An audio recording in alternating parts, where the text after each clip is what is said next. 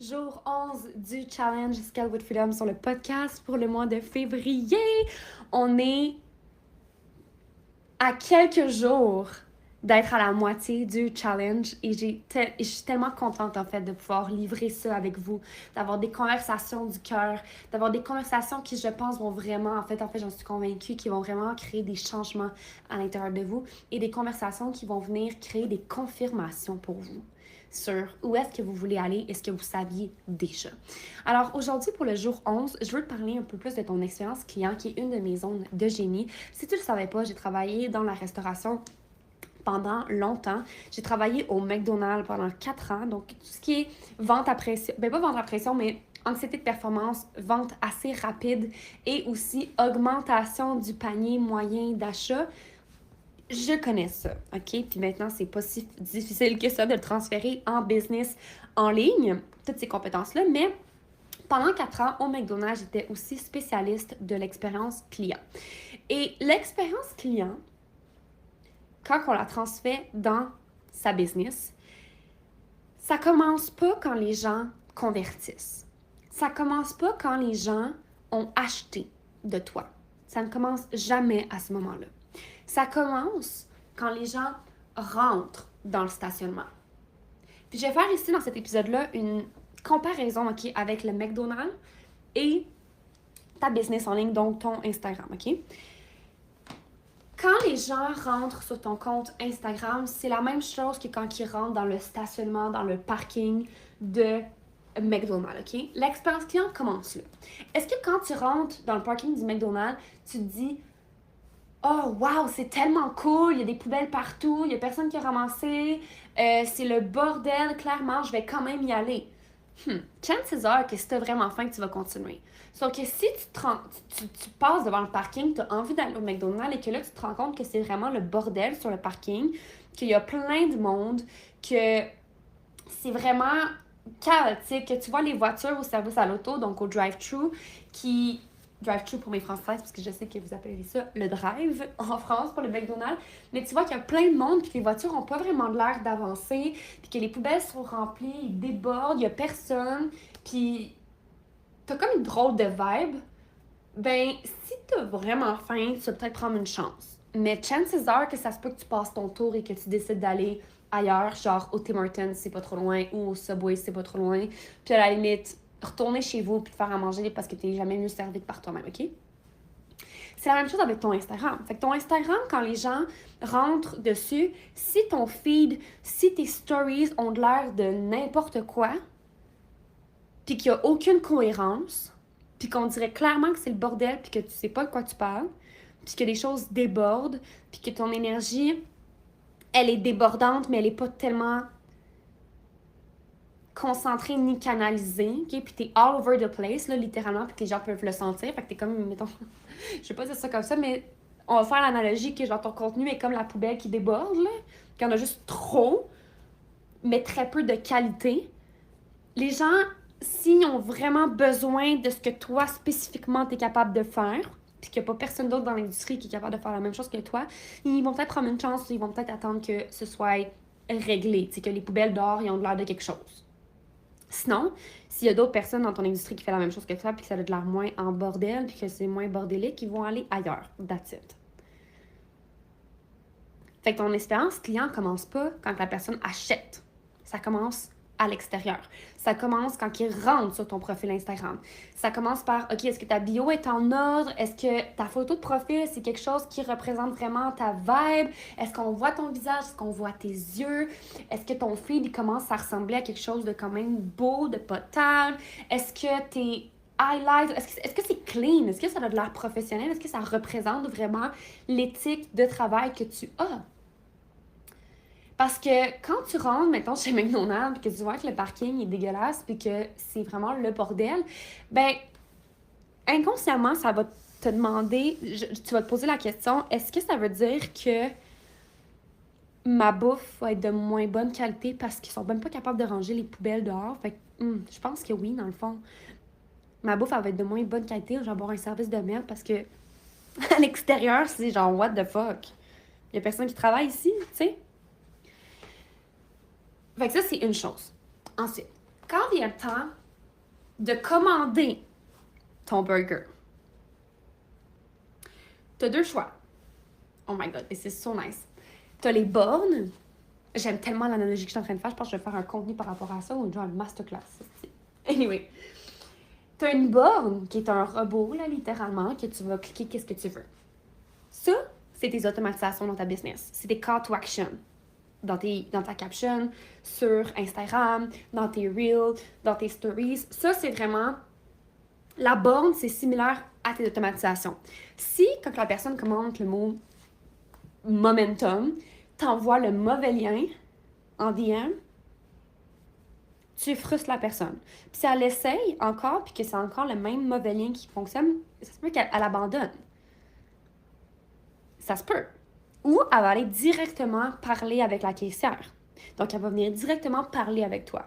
Mais là, si tu arrives devant la caissière, puis que la caissière est bête comme ses pieds, elle n'a pas envie de te parler parce qu'elle arroche depuis beaucoup trop longtemps, il n'y a personne qui l'a aidée, elle est all over the place, elle a beaucoup trop de choses dans son panier, elle a beaucoup trop de choses dans son assiette, ça va teinter ton expérience. Puis là, tu vas te dire, hey, je vais-tu vraiment encourager cette personne-là? Est-ce que je vais vraiment encourager cette compagnie-là que, un, à l'extérieur, c'est vraiment sale? Puis de deux, la banque ne fonctionne pas. Puis de trois, le service à la clientèle, quand je m'en vais à la caisse, c'est vraiment horrible. Ouh, je pense que je vais aller manger ailleurs. Ou si j'ai vraiment envie d'avoir mangé mon Big Mac, ben là, comme, je vais manger mon Big Mac puis je vais attendre. Même si la serveuse est bête. Vous voyez où ce que je veux en venir? C'est que chaque point de ton entreprise commence... En fait, chaque point de ton entreprise teinte ton expérience client, même si la personne n'a pas acheté de toi encore. Ça commence quand la personne n'achète pas. La caissière qui est bête, c'est comme tes stories. Si dans tes stories, tu show up n'importe comment, que tes slides sont complètement décousus, qu'il n'y a rien qui a de la cohérence, qu'à la limite, il y a beaucoup trop de textes avec des polices différentes et des couleurs différentes dans tes stories, tu perds ta cliente. Tu perds ton abonné. Parce que c'est au même titre que si à l'extérieur, c'était chaotique puis bordélique. C'est difficile de lire du contenu quand il y a beaucoup trop d'aspects visuels à voir. Fix that. Règle ça. Ensuite, une fois que la personne a le payé, OK? Une fois que la personne a le payé, si elle ne voit pas son numéro de commande sur le tableau, qui est aussi tes automatisations, donc ton onboarding, toutes ces choses-là, si elle ne le voit pas, elle va se poser des questions. Est-ce que tu es vraiment en train de préparer ma commande? Fait qu'elle va te poser la question, est-ce que c'est normal que je n'aie pas reçu le courriel de onboarding? Mets ton contrat dans ta business. Fait que là, la caissière, par rapport au tableau, est comme, oui, là, c'est bon, là, genre, on est en train de la créer, ta commande. Puis que toi, tu réponds la même chose dans tes DM, genre, oui, c'est bon, on est en train de le faire, nanana, genre, on le sait, blablabla, puis que comme, on sent, là, que ton énergie, t'es irritée. Ben, hostie, ça partait déjà mal dès qu'on est rentré dans le parking. Là, ça commence à être vraiment douteux, OK? Fait ensuite, il y a l'attente. Quand la personne elle a acheté ton offre, puis ça, c'est vraiment quelque chose que je suis en train de travailler profondément sur un certain point, genre de la procrastination, d'enregistrer mes capsules pour chez Automate, qui est comme ma bête noire en ce moment. Mais en même temps, tu sais, je veux show up pour ce programme-là d'une manière tellement intentionnelle, puis d'une manière tellement comme posée, parce que je veux pas batcher pour batcher, là. C'est comme, je veux que ce soit intentionnel, puis que ce soit de la qualité que j'offre. Fait que je m'assure que mon mood soit bon, mais ça, on en a parlé dans un autre épisode, OK?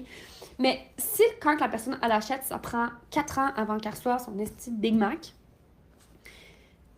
chances are que non seulement elle va plus revenir dans ton magasin, mais deuxièmement, elle va dire à toutes les personnes qu'elle connaît à quel point c'était long. Puis à quel point les poubelles dehors étaient dégueulasses. Puis à quel point la borne n'allait pas fonctionner. Puis à quel point la caissière était bête. Tu vois ce que je veux en venir? Ton expérience client ne commence pas quand la personne a fait une transaction.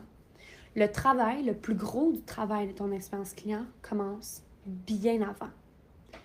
Comment tu te présentes sur les réseaux sociaux? Comment tu shows dans tes stories? Est-ce que tu es plus une femme qui est comme minimaliste ou tu en mets beaucoup trop dans tes stories? Parce qu'il faut savoir aussi faire la différence. C'est le fun d'en mettre beaucoup dans nos stories, mais quand c'est trop, c'est comme pas assez, OK? Plein de couleurs en même temps, plein de polices différentes. Non. Non. Non, non, non, puis non.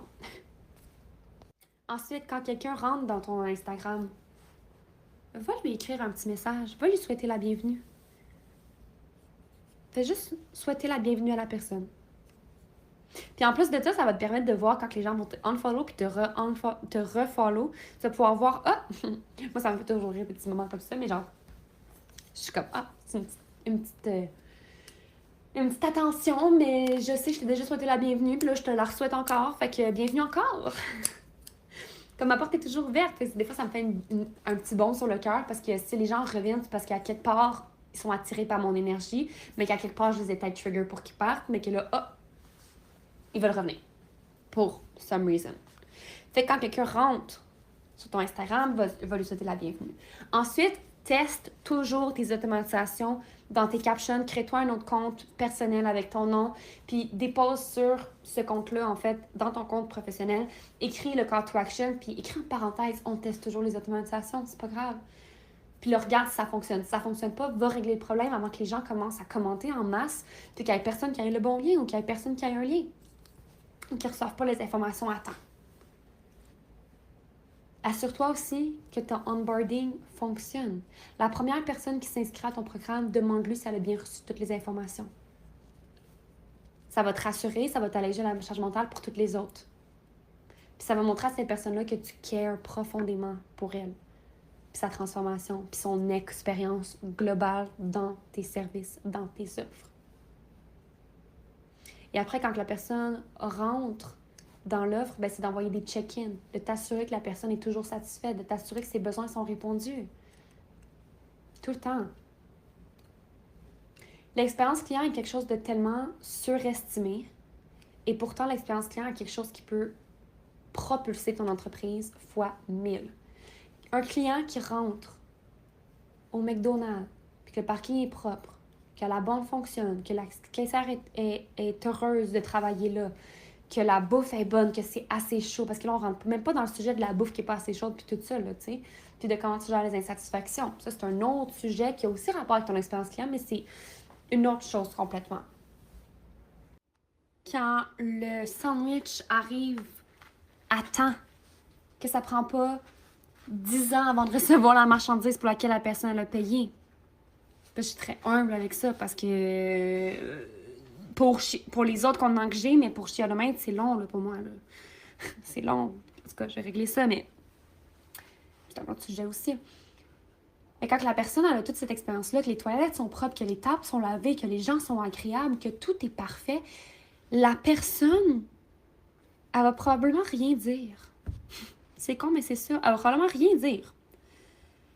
Aux proches autour d'elle, elle va pas dire « Hey, merci pour ton service ». Elle va probablement pas dire ça. Mais elle te fera pas de la mauvaise pub. Parce que moindrement, si c'est trop long, moindrement, si le parking était dégueulasse, moindrement, si la borne ne fonctionnait pas et que la caissière n'avait pas envie de travailler, moindrement, la petite erreur, OK? Les chances sont que le McDonald's va devenir le sujet de conversation à un souper de famille. Le McDonald's, c'est toi, ton entreprise. J'ai vraiment hâte d'avoir votre pensée par rapport à ça. Qu'est-ce que ça a déclenché à l'intérieur de vous? Qu'est-ce que vous avez comme prise de conscience? Vous allez pouvoir les mettre dans les commentaires de l'épisode, que ce soit sur YouTube, Apple Podcasts ou à la limite sur Spotify directement ou même dans le canal du challenge pour le mois de février. N'oubliez pas de partager l'épisode dans vos stories, de me taguer puis de déposer la preuve que vous l'avez partagé dans le canal Telegram. Les liens sont dans les show notes. Et sur ce, on se revoit demain.